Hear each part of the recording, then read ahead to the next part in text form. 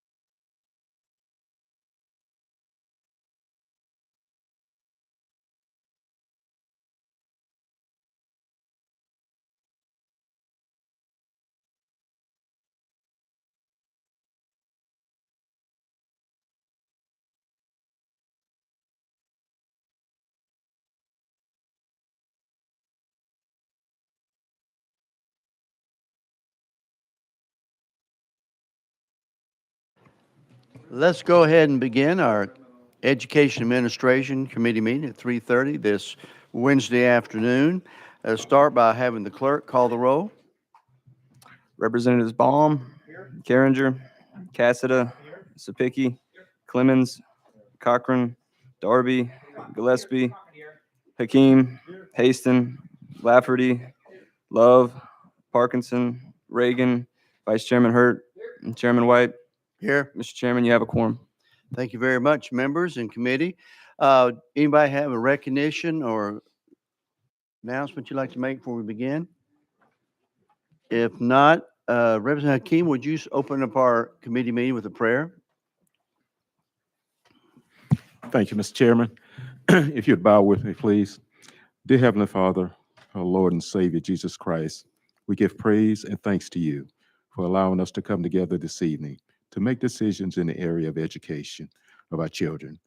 For our next generation, we want to do the best we can to prepare them for a life well lived with you involved in their life.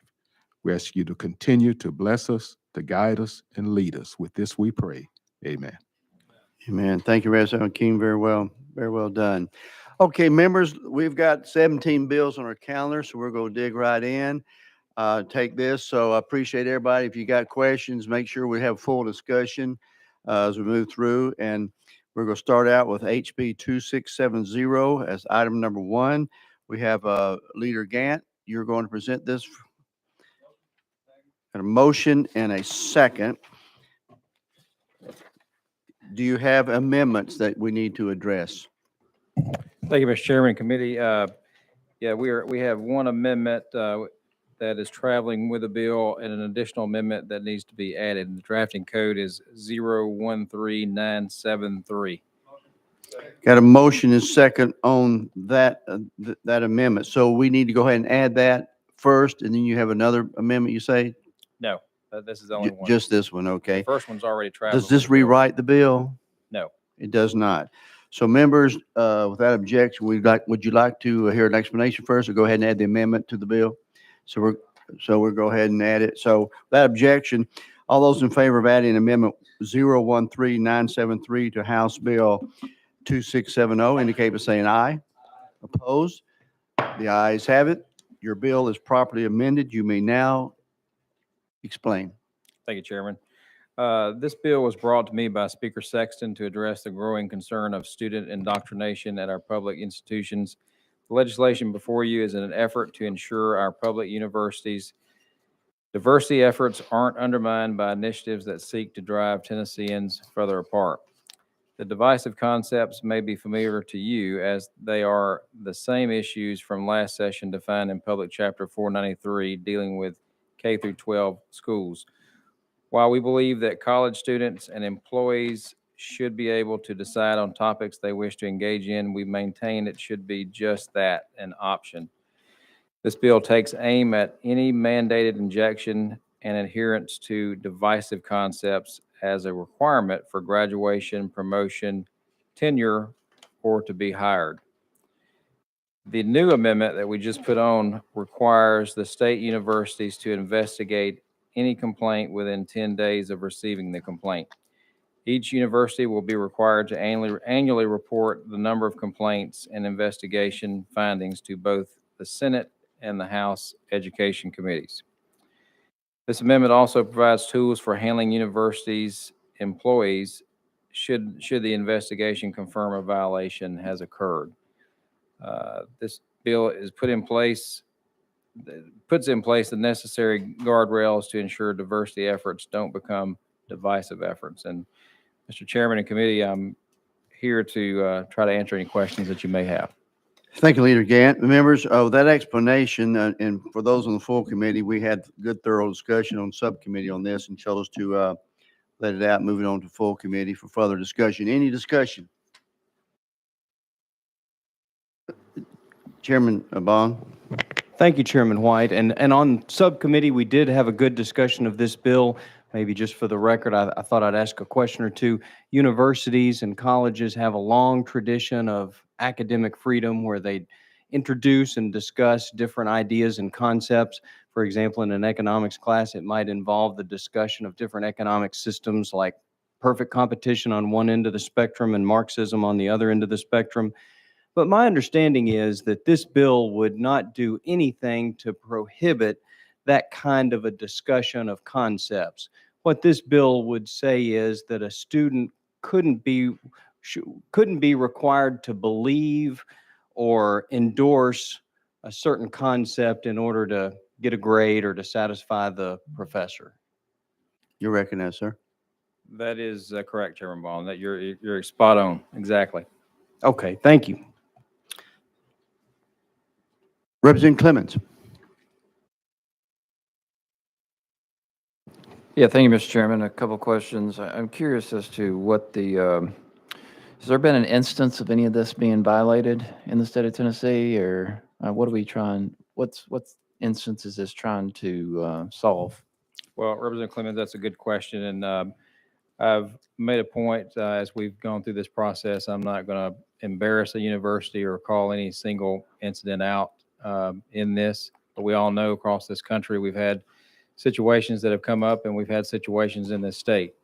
But I'm not going to stand here in a public forum and embarrass any university or situation and make the situation even worse than it needs to be. So I understand your question, but I'm just not going to go there. Representative Clemens, follow up? Yeah, Mr. Chairman, thank you. And I wasn't in subcommittee, so I apologize if these questions were already answered. But I guess you don't have to identify the institution. I guess I'm just curious as to any instance in the state of Tennessee, because we tend to grab on to national issues that aren't really affecting us here in Tennessee or haven't come up in Tennessee, but we just kind of latch on to national issues sometimes. So I'm just curious as to whether or not this has occurred in the state of Tennessee. And I don't want you to embarrass or call anybody out. I'm just curious. Yeah, I mean, again, it's a preemptive measure of what we're doing here today. And I think the bill, the language in it, speaks for itself, and it is a preemptive measure, no matter how you look at it. Follow up? Yes, thank you, Mr. Chairman. And I guess I'm following up on my colleague's question as to whether or not this is intended, or you have the concern that this will have the effect of limiting thoughtful and in-depth discussion about difficult issues facing our society, either in our nation's history or in present day and moving forward. If you think this is going to limit thoughtful,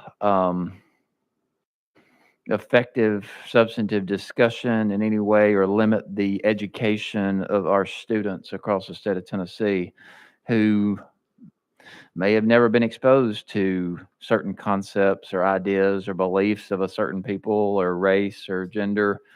Sometimes it's good to be exposed to those things and talk it out and learn from maybe mistakes in the history or other discussions that are going on in society. Do you think this is going to limit those conversations or opportunities in any way for our students?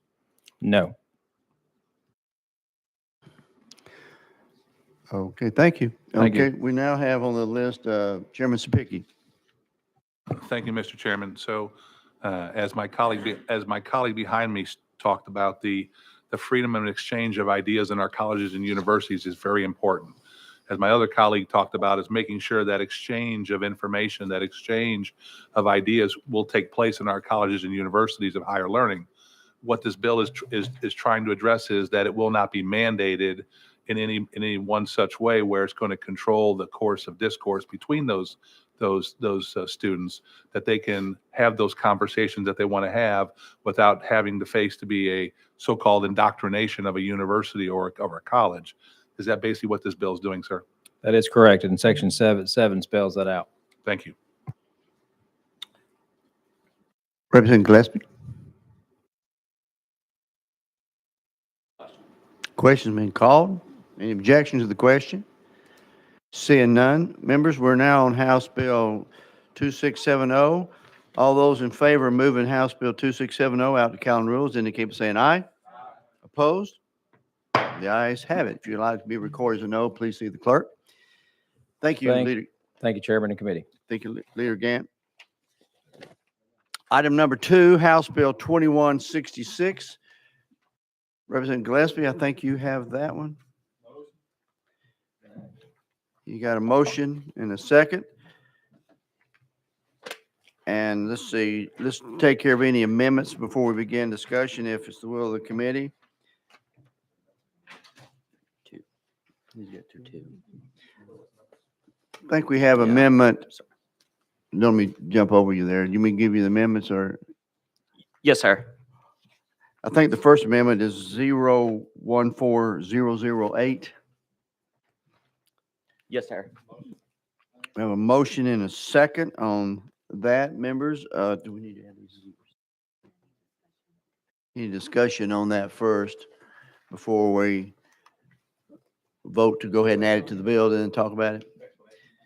You do want an explanation? Representative Gillespie? Thank you, Mr. Chairman. So what this First Amendment does is it just deletes section 22 and 23 of the language of the original bill, which is, would you like me to read that? So this is a cleanup bill, isn't it? Yeah, it's basically a cleanup bill. It's covering a lot of different areas. So delete section 22 and 23 of the bill related to the reporting on corporal punishment in LEAs. Okay, we got a question on the amendment. Without objection, all those in favor of adding amendment 14008 onto House Bill 2166 indicate by saying aye. Aye. Opposed? Ayes have it. You also have one more amendment I think we need to take care of. That's 14176. Correct. You got a motion and a second on that amendment. Do we need any discussion before we add it to the bill for further discussion? Seeing none, all those in favor of adding amendment 14176 to House Bill 2166 indicate by saying aye. Opposed? The ayes have it. And I would like to ask legal, can we combine those two amendments into one? Okay, we will have that done. So moving forward, be one amendment. Okay, Representative Gillespie, we're now back on your bill as properly amended. Would you like to give the committee better understanding of what we're doing? Yes, sir. Thank you, Mr. Chairman and committee. What this does, it was brought to me by the administration. It's more or less a cleanup bill. There's a lot of sections of the code that have been there for, in some cases, decades that just don't really fit in right now with 2022, and it's just seeking to kind of remove some of those barriers and clean up the bill itself. And if you want me to go into more specifics, I can. Okay, with that, members, anybody have a specific question for Representative Gillespie? I've heard the question called. Any objection to that question? See no hands. All those in favor now of moving House Bill 2166 to calendar rules indicate by saying aye. Opposed? The ayes have it. Your bill passes out. Thank you. Item number 3 on the calendar, HB 1959 by Representative Wright. You are recognized, sir. Got a motion second on your bill. Do you have any amendments that need to be added? Thank you, Mr. Chairman. Yes, there's Amendment 013956. Motion second. I see it does rewrite the bill. Committee, would you like an explanation or go ahead and add to the bill, then talk about it? Okay, a question's been called for. We're on the amendment 13956. All those in favor of adding to the bill indicate by saying aye. Opposed? The ayes have it. We're now back on your bill. 1959 is amended properly, so you can give us an explanation. Thank you, Mr. Chairman. This is House Bill 1959. It is a result of a recommendation by the Education, Recovery, and Innovation Commission, referred to as ERIC, requires by the 2023-24 school year, each state college of applied technology, that's TCAT, establish a partnership with each local education agency, LEA, located in the county of a main TCAT campus in order to provide early post-secondary opportunities for high school students enrolled in the LEA. And with that, I'll stand for questions. Members, with that discussion, I guess everyone knows what ERIC is by now, Education, Recovery, and Innovation Commission. Representative Spicky, Chairman Spicky, you want to give us where this bill came from? Chairman, it came from the ERIC committee, I believe. And that's my detailed response you're going to get. That's it. There's a detailed response. These are recommendations from a 2-year study by the ERIC Commission on things that we put in place a couple years ago. Further discussion on Representative Wright's bill. Question been called. Objection?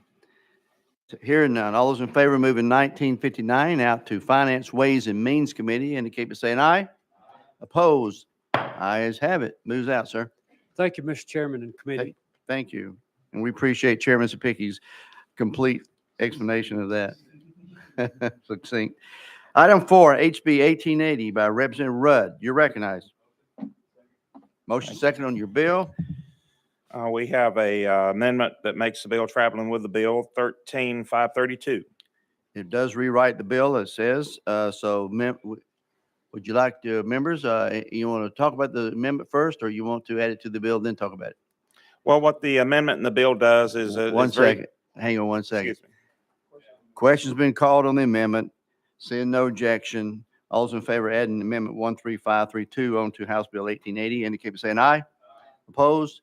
The ayes have it. Okay, your bill is properly amended. Give us an explanation of what we're trying Thank to you, do. Mr. Chairman. What this does, it's a very simple bill. It requires that all school boards at their regular school board meetings, their business meetings, set aside at least a time period for public comment for up to 10 people, 3 minutes apiece.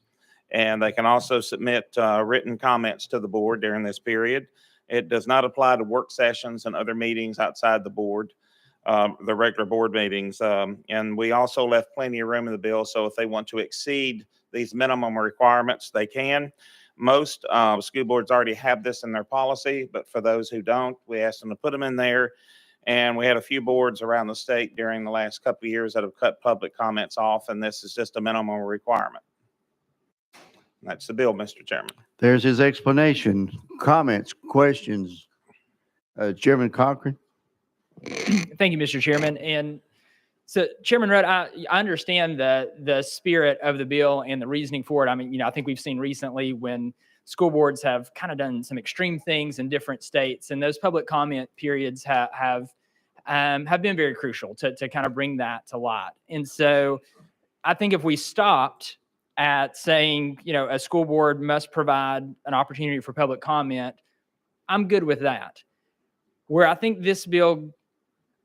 we probably go too far, and we do this sometimes too often here, is we try to get very specific and tell them how many people and how many minutes for each person.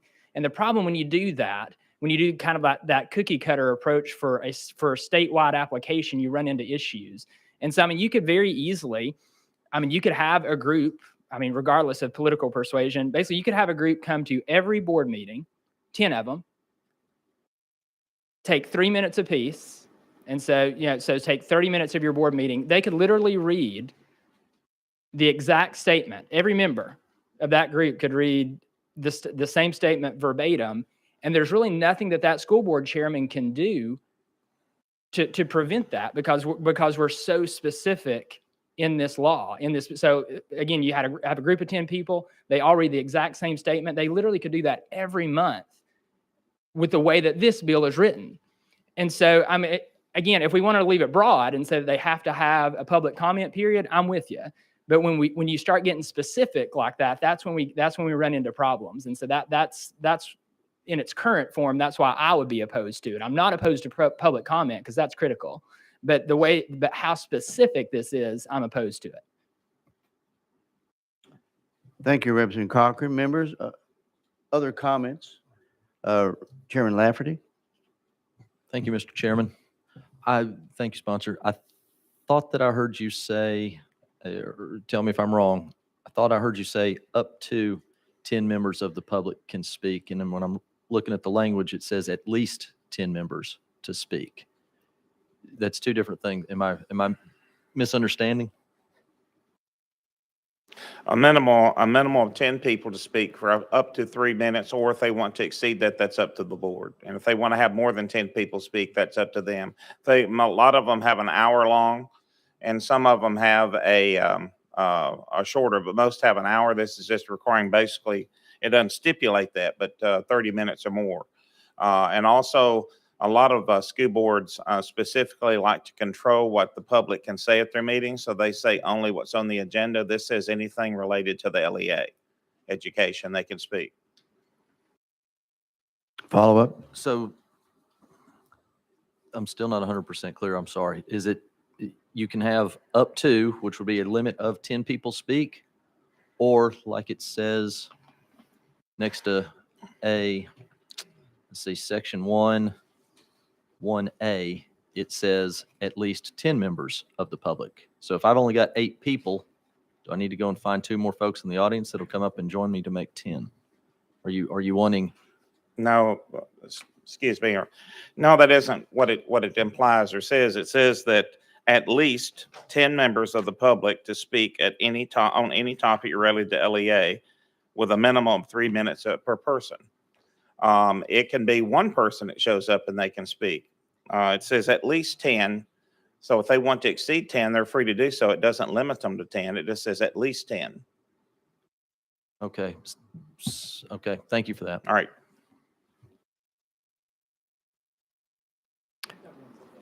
Okay, we have Representative Cochran.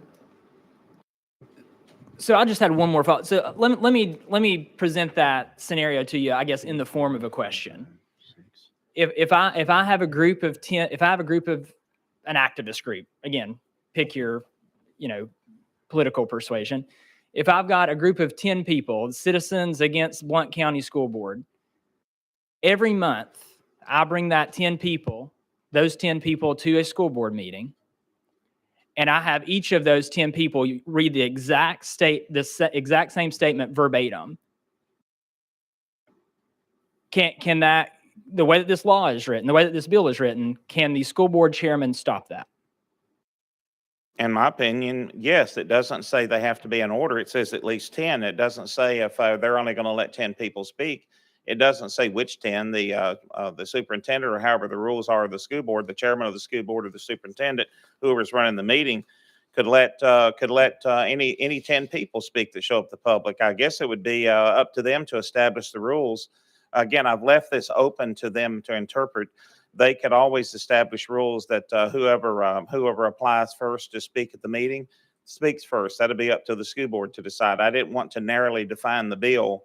I wanted to leave it open to them, which I believe it does, so that so they can establish their own rules and exceed the minimum requirements I've set here. Right. But if I may follow up, Mr. Chairman, but if those are the only 10 people there to speak every month, because I mean, just to be real honest with you, most school board meetings in the state, there's not a ton of folks who show up to speak. I mean, and that's the same with county commission meetings as well. But the way that this bill is written, if those are the only 10 people who show up every month, those 10 people must be allowed to speak, and they must be given at least 3 minutes each. And it doesn't matter what they're saying.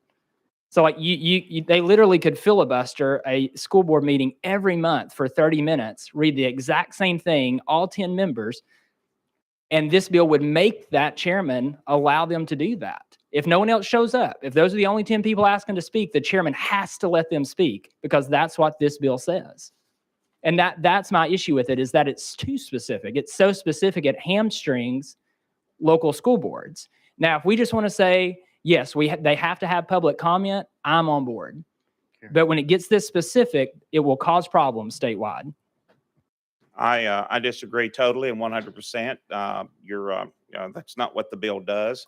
We're providing a public comment period now. If a school board, which most school boards have their public comment period already in some form or another, the same 10 people or 5 people or one person can show up and speak currently. This would again guarantee at least 10 people from the public to speak. If it's the same 10 people or the same 5 people that show up and they want to speak on LEA business at every meeting, they as members of the public or parents of school children, they should have that right. Last one.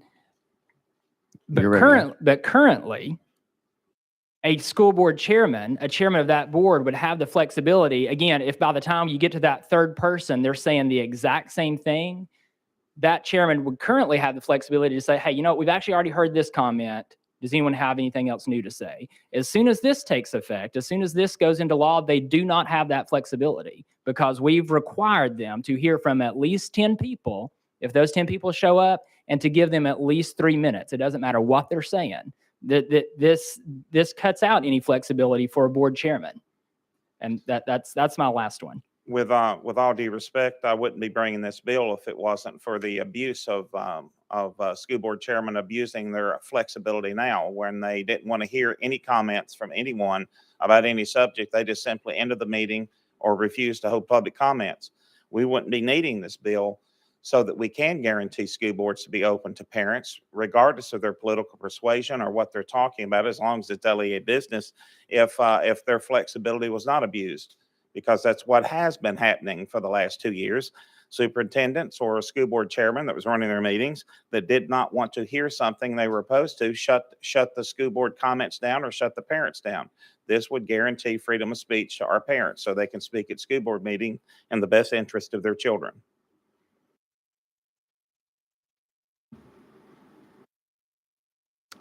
We got a few more on the list. How about Chairman Sapicki? I got a couple more that wanted to speak.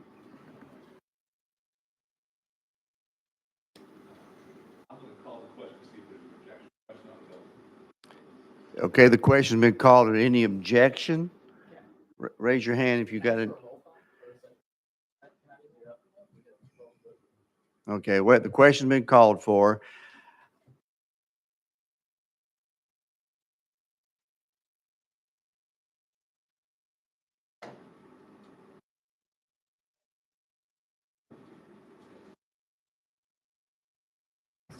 Okay. We had the question called for. Was there objection to the question?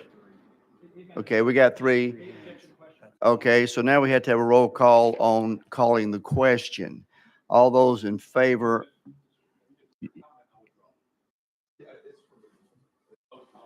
Okay, the question's been withdrawn by Chairman Sapicki. We do have a couple more people. Can I go ahead and get the other speakers? You need to ask legal on this particular one. Okay, let's now go to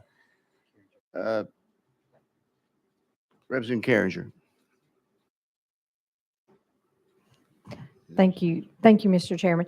Again, from serving on County Commission in Knoxville, public input was very, very important to me because we were elected by the people, and to see people that really are engaged about what's happening and what we're voting on is very important to me, that they gave their time to come up and be at our meetings and express to us.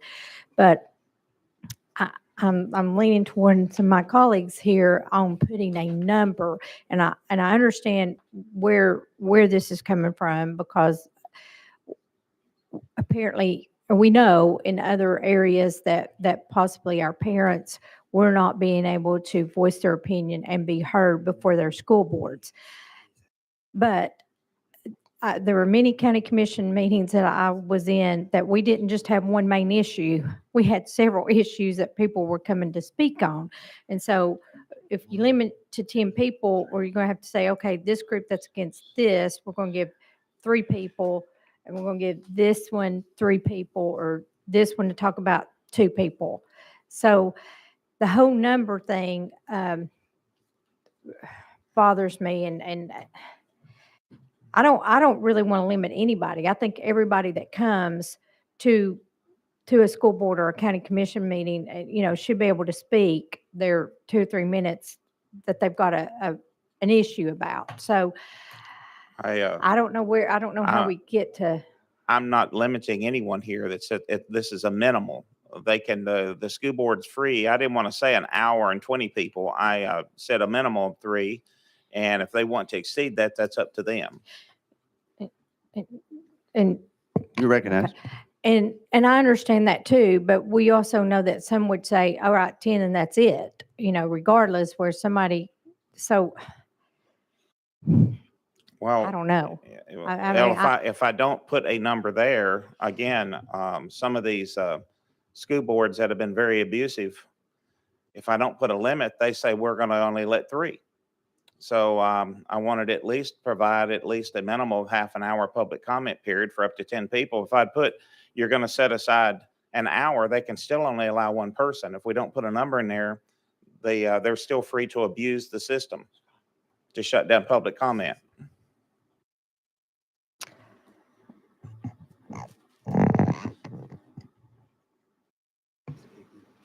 Okay, thank you. We now go back to Chairman Sapicki. You recognize. Mr. Chairman, I think a representative had a question for, you don't have any more. He was taken care of. It seems like there's been some discussion here on this bill. Hopefully members of this committee would get with the bill sponsor if he rolls the bill for next week and maybe come up with a solution to this issue. Would you be willing to roll it for 1 week, sir? I believe, if I'm not, is this the second row? That'd be the 3rd row? And subcommittee, I had row? No, you're fine. You're okay. Again, if you want me to roll it, that's fine. I don't know what we could do other than open the bill up to where it doesn't do anything. But I'm willing to take any comment, roll it a week if you so choose. Okay, well, we have a question on the floor. The question's been called. Any objection to the question? Hearing none. Okay, members, let your yes be yes, your no's be no. All those in favor of moving 1880 out to county rules indicate by saying aye. Aye. Those opposed? No. The noes win. House Bill 1880 fails for a lack of majority.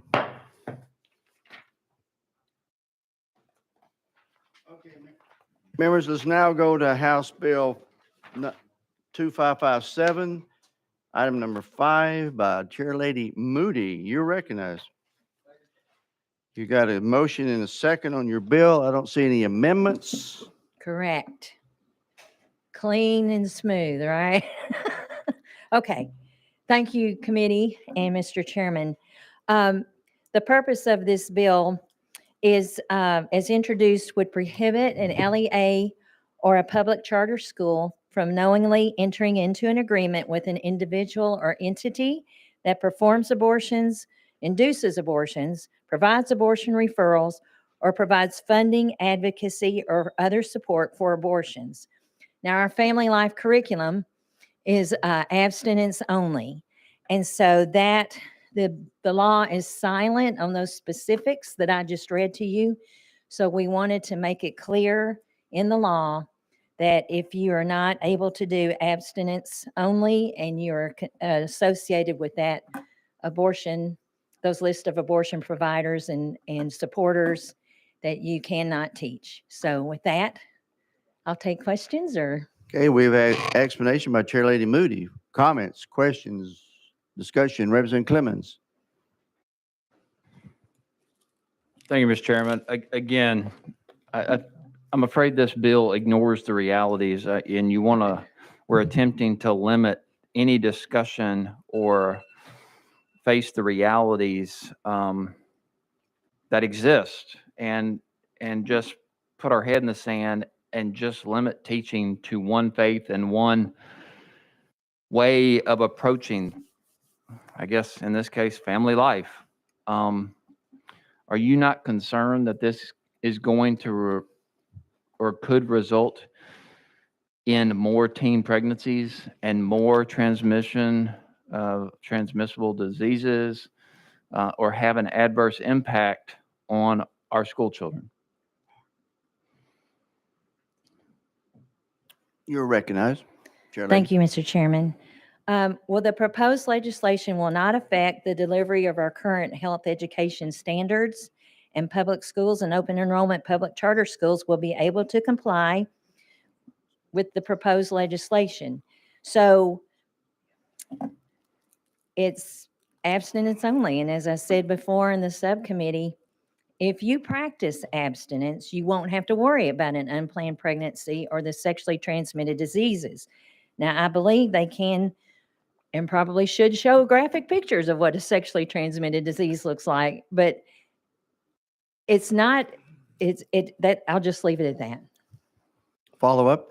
Thank you, Mr. Chairman. And you said that this does not conflict with current curriculum, I think. Correct me if I'm wrong, but does our current curriculum educate children on how to properly use a condom or have safe sex? There is no safe sex. Ever? No.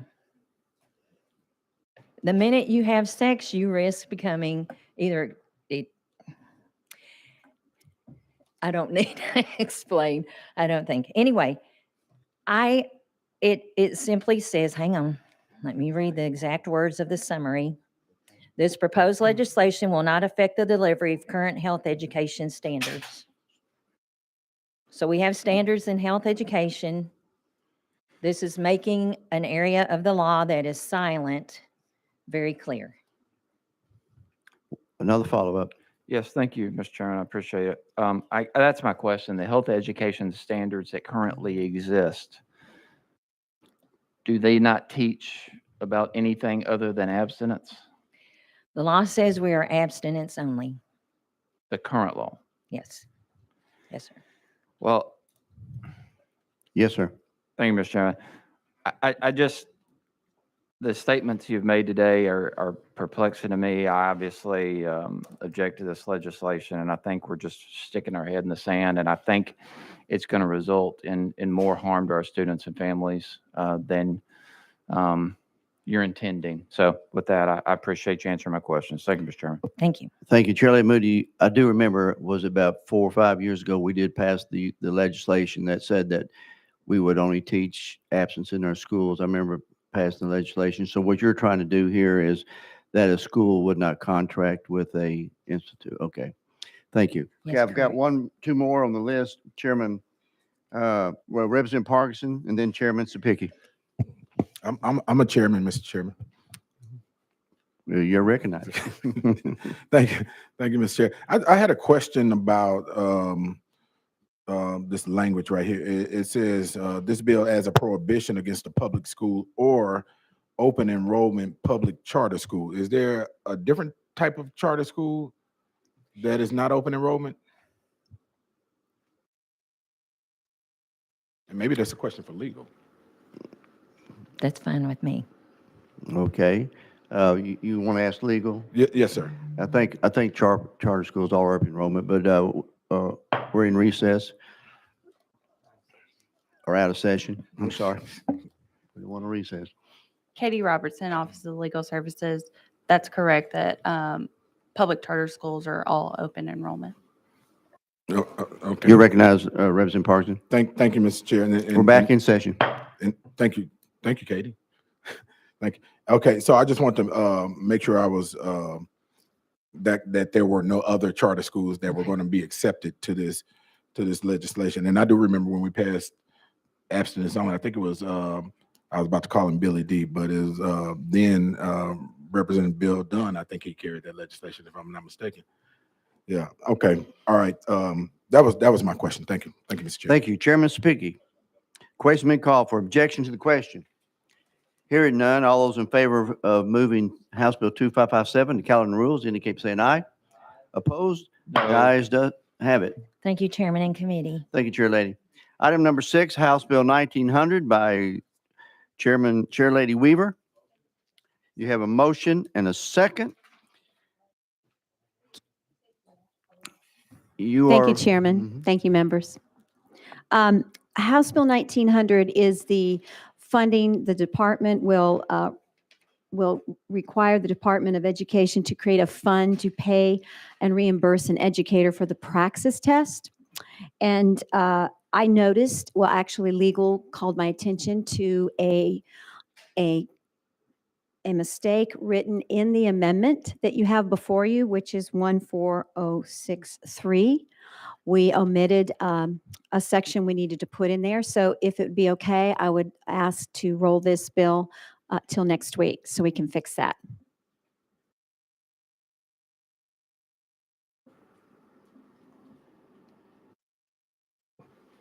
Okay, without objection, you are rolled 1 week on House Bill 1900. Members, what we're going to do, we have, oh, they're not ready yet? Okay. What we may need to do, the members that are doing the wheelchair day, they're going to have to return the wheelchairs. That may take us below a quorum, so we may take a 5-minute recess at that time and then come back. Okay, but we're going to continue on right now. House Bill 2449, number 7 by Chair Lady Weaver. Motion and second. You're recognized. Thank you, Chairman. House Bill 2449, if you remember correctly, we passed last year a reciprocity bill that helps get more qualified teachers into our classroom. If you're a pro in Georgia, you're a pro in Tennessee. We forgot to add assistant principals to that mix, and this bill adds assistant principals to that mix as well. So if you are an assistant principal in Georgia, you are an assistant principal here in the state of Tennessee. That's all it does. Okay, that explanation. Members, discussion on 2449. Hearing none. Any objection to the question? Seeing none, all those in favor of moving 2449 to calendar rules indicate by saying aye. Opposed? The ayes have it. Thank you, Chair Lady. Thank you, Chairman, members. House Bill 2028 by Representative Hall. You're recognized, sir. Got a motion and a second. Discussion. Go ahead and explain your bill. Thank you, Mr. Chairman. Mr. Chairman and committee members, House Bill 2028 is very simple by design. It basically authorizes the school board to allow a teacher to withhold a student's cell phone if the cell phone becomes a distraction during class period. And then the cell phone is returned to the student after the class. And with that, Mr. Chairman, I renew my motion. Thank you. Thank you, members. We did have a good discussion in subcommittee. Members, further discussion on House Bill 2028. You recognize Representative Parkinson. Thank you, sir, and thank you, Devil Dog. Can they not do that now? Recognized. I believe this bill brings more teeth. The way I would describe it is like wearing belts and suspenders just to reinforce the school board's position to allow them to be able to do that. I mean, I'm supporting, I'm okay with the bill. I just didn't, I just thought they could do that now, but okay. Thank you, All right. sir. Thank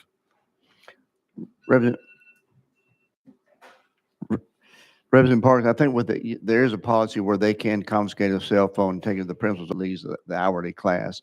It's a little flexibility for the teachers. Will that be appropriate? Yes, sir. That is Okay, great, thank sir. you. Thank you. Okay, further discussion. Hear none. All those in favor? Any objection to the question? All those in favor of House Bill 2028 going out to calendar and rules indicate by saying aye. Opposed? The ayes have it. Thank you. Thank you, Mr. Chairman and Committee. Appreciate it. Item number 9, House Bill 2621 by Representative Harris. You are recognized. You got a motion? Have a second? And a second. Representative Harris, do we have an amendment? Chairman, there is an amendment on this bill, and that's Amendment 013660. Okay, we have Amendment 13660. It does not rewrite the bill, members, but it is an amendment. Would the committee like to go ahead and add to the bill for further discussion? Without objection, we got a question on the amendment. All those in favor of adding the amendment to the bill 2621 indicate by saying aye. Opposed? The ayes have it. The bill is properly amended. You may explain your bill. Thank you, Chairman, and to the members. This amendment does not change anything, but the rest of the bill is all part of House Bill 2621. As most of you know, foster youth is an important topic for me, and so any opportunity that I get, I try my best to advocate for foster youth. House Bill 2621 would require that each LEA designate a foster care liaison to collaborate with the Department of Children's Services to serve as a point of contact between the foster student and DCS to address educational barriers for students in foster care and assist with resources. Oftentimes, the segment of foster youth in a school can be a small and under-attended to population, and students don't always know who they can go to for concerns, especially those that happen within the home. This bill would allow DCS to create a PowerPoint of such and best practices for choosing and training the foster care liaisons on who to contact, signs to look for, and ways to work together for the betterment of every student, foster students specifically. The fiscal note on this is, of course, to your surprise, is not significant. And for much larger school districts, the option to have building point of contacts in some or all of the schools is an option, but not required. And the training from DCS to the foster care liaison will also trickle down to those students within the LEA that choose to also have a building point of contact. This is a great opportunity to help a student, but also to help DCS catch situations early on, if any. And I hope I can gain your support for the legislation. Okay, members, we have that explanation. Again, it went through a thorough discussion subcommittee, discussion in the full committee. Question's been called. Any objection? Seeing none, all those in favor of moving House Bill 2621 out to calendar and rules indicate by saying aye. Opposed? The ayes have it. Moves out. Thank you, committee. Members, we're going to take a brief recess so the other members can return the wheelchair day, and they'll be right back. That just takes us a little bit below a quorum. So they'll be right back, and we will continue with the rest of the calendar. We're in recess. How do you do that?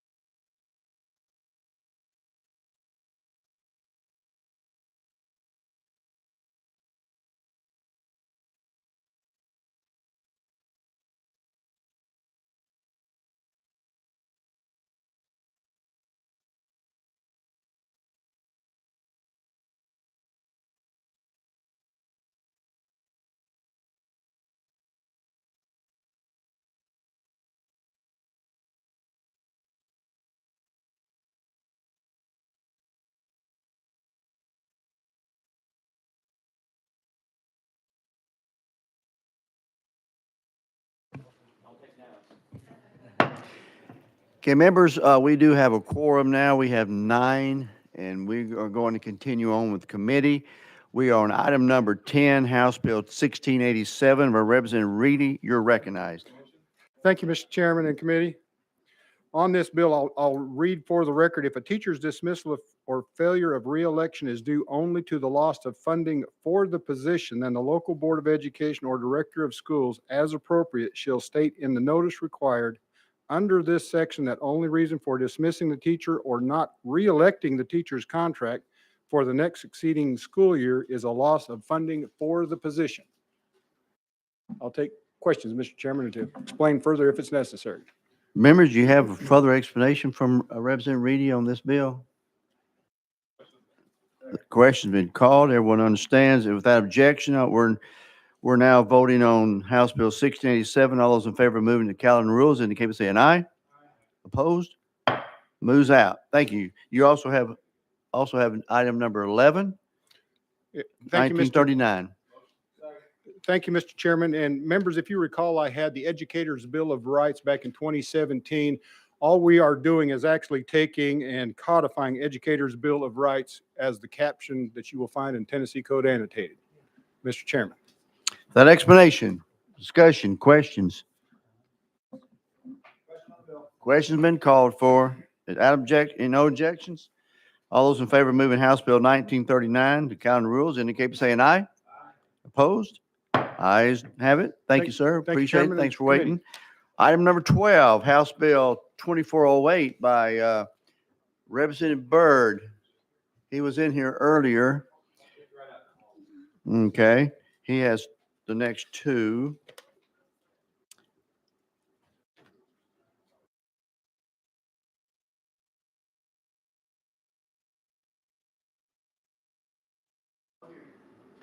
Representative Byrd,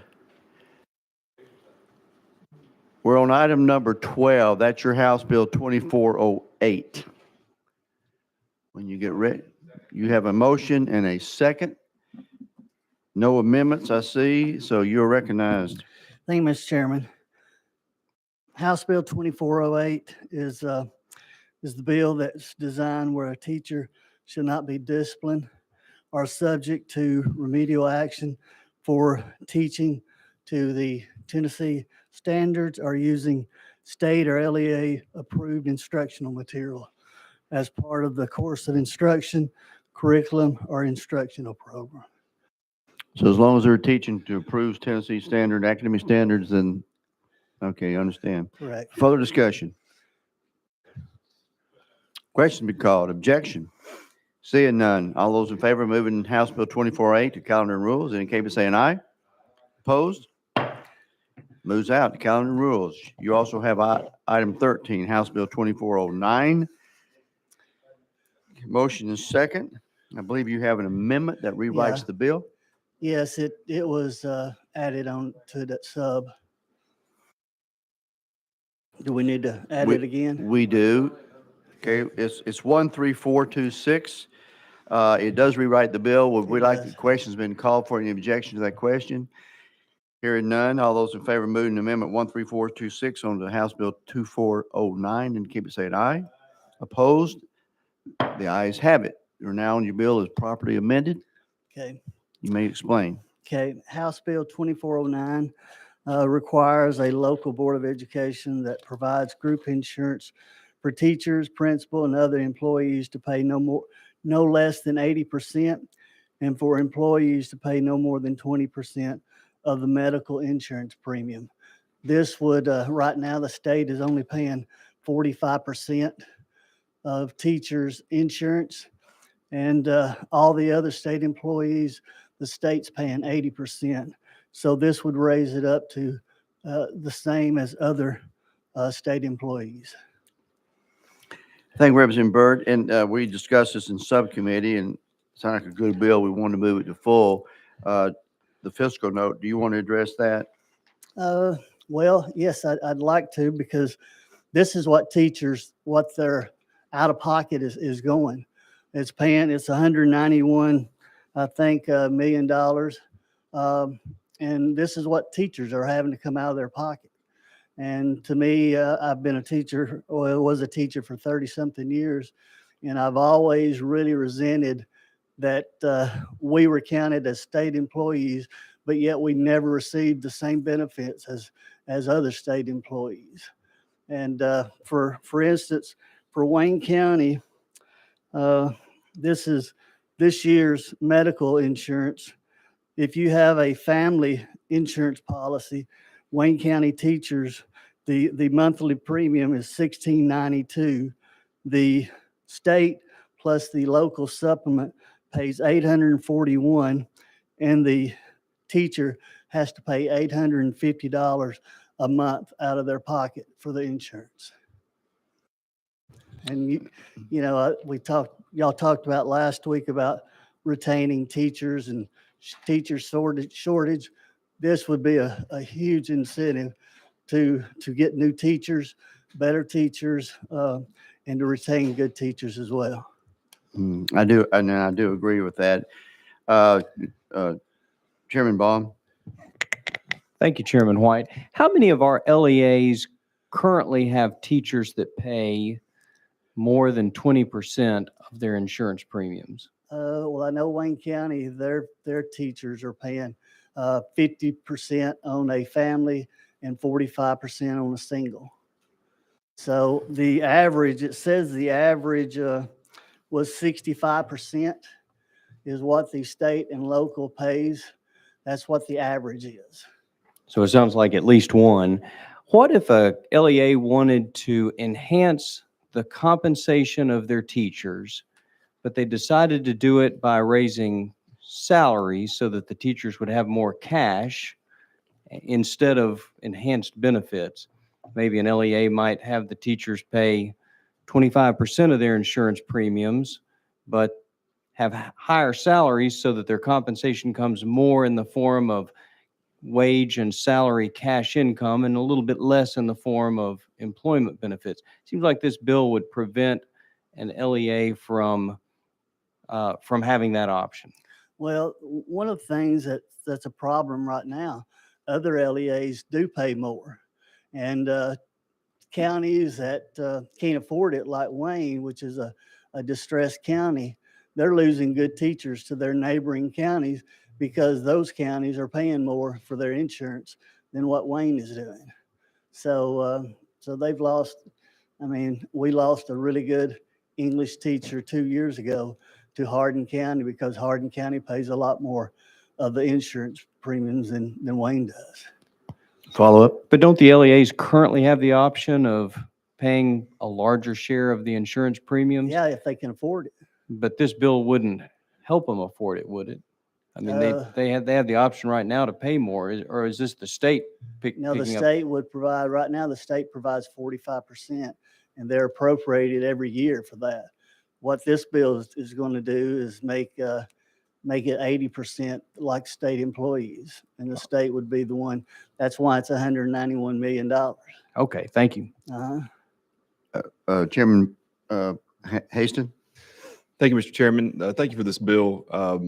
I've seen it for a number of years now, working in the Perry County school system. We're a 55-45 split, and we see the drain happen where, a Williamson County teacher gets pulls one from Hickman County pulls from Wayne County pulls, and it just goes on down the line.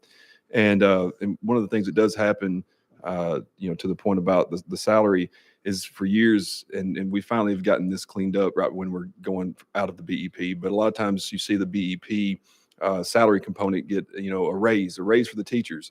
And a lot of times, as we know now, that raise doesn't reach them. That 3% raise ends up being a 1% raise because it gets spread around to other teachers that aren't included in the BEP. And I've seen it happen a number of times where, hey, we're supposed to get a 2% raise, and by the time you figure up the math, our insurance went up, and you actually are losing money the next year after you were supposed to be getting a raise. So I appreciate the bill. I think it really gets directly into the teachers. And truthfully, that's the problems being of the BEP formula.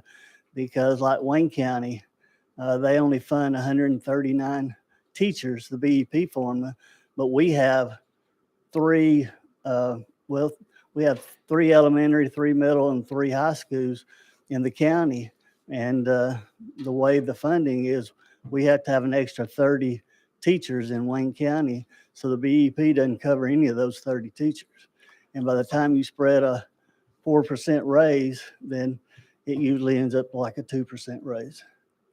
If my figures, I remember I was adding this up the other day, according to what you said, the teacher pays $850 a month Uh-huh. after all said and done. Is that over a 10-month period? No, that's a 12 months. If 12-month it's a 10 period. months period, it's $1,020 if they're on a 10-month salary. Okay, a 10-month salary, that's 12, that's 10,000. That's 10,000 plus. $10,000 a 10,000 year. plus. So you're talking about giving a teacher a $10,000 a year raise. Well, not really, because the teachers would have to pay 20%. Have to pay 20% So, of that. Yeah. It Okay, would but definitely still. be around a $500 a month raise for teachers. And members, if I'm not mistaken, it seems like for every $1,000 raise that we would put in the budget, is it 100 million? I'm drawing a blank. So if you can give a teacher even an $8,000 raise because doing insurance, as opposed to $1,000 for every 100 million, it's pretty high. Anyway, I like your bill. So Representative Clemens. Yeah, thank you, Mr. Chairman, and I'm proud to be a co-sponsor on this bill, and so thank you for the legislation. I guess my question gets back to and again, I hate to bring up funding issues in here because there's committees set up to discuss funding, but is it your intent for the state to pick up that tab that's going to increase those local expenditures with this bill? My intent is for them to pay teachers' insurance just like they do other state employees, which is 80%. So yes, I intend for the state to pick up all the way up to 80%. And then if the local wants to pay the 20, or if the local wants to pass it on to the teacher, then that's their option. Thank you. Chairman Sapicki. Question be called. Objection to the question. Here.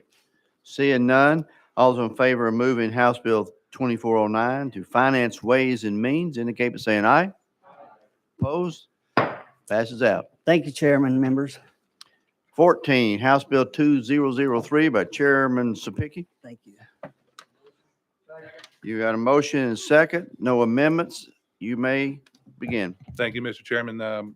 We've heard about the new, and I think it's TISA, the new funding formula coming out about outcomes-based performance for our districts. But I want to make sure that there was something that was going to take care of our teachers if we're going to have outcomes-based performance for our teachers too. And so what this does is try to address it. I know there's a big fiscal note here. As TISA continues to get rolled out, this bill's obviously going to get held in finance sub if it passes this committee, that we can see how that's going to be rolled out for bonuses for our teachers that perform at the highest levels.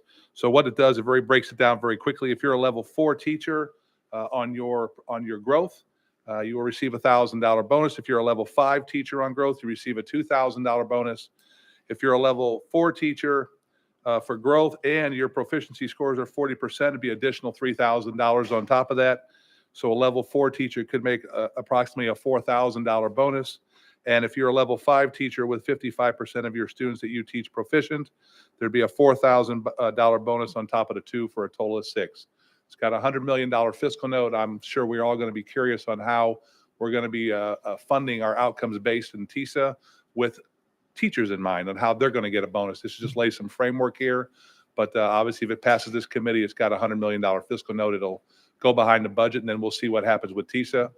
If they have it built in there, then there's no reason to move forward with the bill after that, Mr. Chairman. Okay, members, with that explanation, see what, any further discussion? Question on the bill. Anyone else? Any objection to the question? Hearing none, seeing none, all those in favor of moving House Bill 2003 out to Finance, Ways, and Means indicate by saying aye. Opposed? The ayes have it. Moves out. We now come to 15 by House Bill 1890 by Chairman Haston. Thank you, Mr. Chairman. Mm-hmm. You're recognized. What this bill does is a very simple bill. Changes the definition of elementary schools from K through 6 to pre-K through 6 for purposes of receiving federal funding. And with that, I'll be glad to answer any questions. Comments, questions? Chairman Reagan. Thank you, Mr. Chair. And for the record, this does not increase any state required funding. No, it does not. Thank you. Chairman Sapiki? And one more step, local. It doesn't increase local funding. No, just for the purposes of drawing down federal funds. Thank you, Chairman. Anyone else want to ask a question on 1890?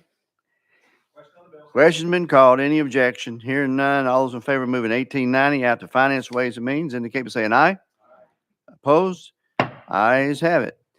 Let me pass the gavel on down to Chairman Haston. No, Chairman Hurt. I'm sorry. Sorry about that. Chairman Hurt. Thank you, Mr. Chair. Next on the calendar is House Bill 2086 by Chairman White. Have a motion and a second. Do we have any amendments? No amendments on this one? Chairman White, you're recognized. Okay, no amendments. Members, what this one, let me get my page up. This one was brought to me. This basically says it's adding to code when an LEA hires a teacher that's out of their district, they have the option of allowing the children of that teacher to attend their school. And as far as tuition, they have that ability. This adds staff. It also gives them the right, not just teachers, but of staff that they might hire, that they like for the children to come to school when they have a valuable staff member to give them an opportunity. And that is basically what it does. With that, any questions? Thank you, Chairman White. Any questions from the committee? Questions been called. No objection. We'll be voting on House Bill 2086. All those in favor say aye. Opposed? Ayes have it. Bill passes to calendar and rules. Next on the calendar, we have House Bill 2088 by Chairman White. Have a motion and a second? We have a motion and a second. It looks like we do have an amendment on this. We have an amendment, Chairman White? Yeah, is it 13390? Yes, sir. That's what we're showing. We have a motion and a second on the amendment. We have a motion, second on the amendment. If committee is okay with it, we'll go ahead and put this on the bill. All those in favor of the amendment say aye. Opposed? Amendments added to the bill. And now House Bill 2088 as amended. Chairman White, you're recognized. Yes, members, what this does, allows some of our institutions of higher education that have training schools. We have in East Tennessee, West Tennessee, that the training schools, they were originally set up to train teachers, but they also have K through 12 schools there. This allows them to contract with any LEA across the state, not just an LEA, which is where they are domiciled. And so this is the objective of this, just to allow them to do that. And with that, I renew my motion. Thank you, Mr. Chair. Any questions from the committee? Questions been called, no objections. With that, we'll be voting on House Bill 2088. All those in favor say aye. Opposed, no. Ayes have it. Bill moves on to Finance, Ways and Means. Thank you. Yes, sir. And last on the calendar, we have House Bill 2703 by Chairman White. Have a motion and a second. We do not have any amendments, correct? That's correct. With that, Chairman White, you are recognized. Thank you, Chairman and committee. This is a simple bill brought to me by Senator Crow where I came across it. Actually, I didn't realize we didn't do this, but this asked the Department of Education to issue a certificate of licensure to our teachers. So something that they can put on their frame and put on their wall. Obviously, it's not being done, and there is a request by those. So it's a teacher certificate of licensure that has full name of the educator, date on which the certificate of licensure was issued, the date, the type of license, their areas of endorsement, the reference number for the certificate of licensure, and highest level education. So I agree to carry this because if you go through the process of becoming a teacher, it'd be nice to put that where you can see that of your achievement. So with that, that's simply what it does. Thank you. Thank you, Chairman White. We do have a question on the list. Question has been withdrawn. Chairman Sapicki, you are recognized. Thank you, Mr. Chairman. I'm going to ask for a little latitude in this questioning as I move forward here. Would the bill sponsor determine what size this will be? what are the dimensions of this was going to be? Tread careful, Chairman Spicky. Actually, I have no idea. Do you know what kind of paper it's going to be on, sir? I think it's gonna be on 24 pound. Okay. And will it be like embossed with something or engrossed with a stamp or something? We'll have a picture of Sapiki represented at the bottom. Question's been called. No objections. With that, we will be voting on House Bill 2703. All those in favor say aye. Opposed, no. Ayes have it. Bill moves on to Finance, Ways and Means. Chairman, maybe you can get it Thank you. funded. Motion to adjourn. Thank you, committee.